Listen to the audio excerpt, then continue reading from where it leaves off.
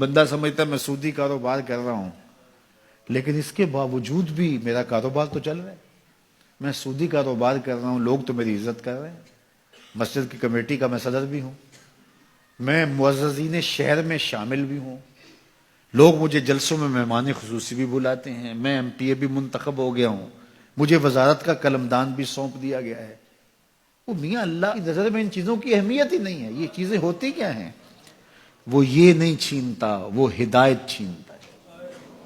وہ روٹی نہیں چھینتا، وہ تو نمرود کو بھی روٹی دیتا تھا. اس نے کبھی سورج کو منع نہیں کیا کہ اس کے گھر میں روشنی نہ کر، یہ حامان کا گھر ہے، یہ قارون کا گھر ہے، یہ میرے دشمنوں کا گھر ہے، اس کے گھر میں روشنی نہیں ہونی چاہیے. چاند کو کہتا ہے اپنی کرنیں بکھیر، سورج کو کہتا ہے اپنی روشنی بکھیر. جس طرح باجزید کے گھر میں روشنی ہوتی ہے، اس مکار کے گھر میں بھی ایسی روشنی ہوتی ہے، فرق نہیں پڑتا.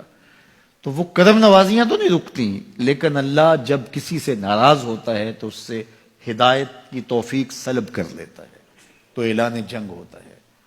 تو پھر وہ ٹکرے بھی مار رہا ہو تو اس کی رسم کی نماز ہوتی ہے، اس کا ماتھا جھک رہا ہوتا ہے، دل نہیں جھک رہا ہوتا، کیونکہ ہدایت سلب کر لی گئی. جب اندر سے روح ہی نکال لی جائے تو باقی بچتا کیا ہے؟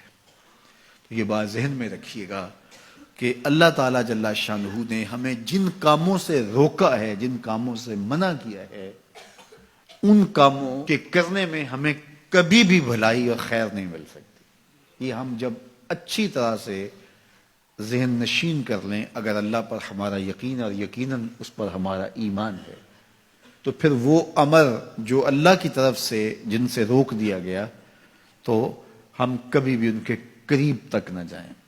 اور جن کاموں کے کرنے کا اسے حکم دیا گیا اس کی حکمتیں نہ بھی ہمیں معلوم ہو. آج جدید سائنس تحقیقات کرتی ہے تو ہمارے سامنے آتا ہے کہ وضو کے کیا فوائد ہیں. آج ہمیں لوگ بتاتے ہیں کہ جناب آپ امامہ باندھیں گے تو سن سٹروک سے بچ جائیں گے.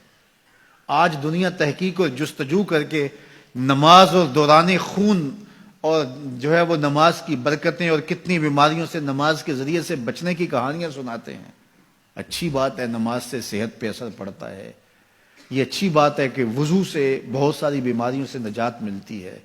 یہ اچھی بات ہے کہ سر پہ امامہ باندھ لے تو سن سٹروک سے بچ جاتے ہیں. یہ اچھی بات ہے کہ آپ روزہ رکھتے ہیں تو کینسر جیسے امراض سے آپ کا بچاؤ ہوتا ہے. یہ اچھی بات ہے کہ فلاں عمل کرتے ہیں تو فلاں ہوتا ہے. لیکن صاحب ہم سن سٹروک سے بچنے کے لیے امامہ نہیں باندھتے، ہم محمد عربی کی ادا کے لیے باندھتے ہیں. دوران خون کے لیے نماز نہیں پڑھتے، ہم رب کے حضور سجدہ ریزی کے لیے اس کے حضور اپنی نیاز مندیوں کا سر جھکاتے ہیں.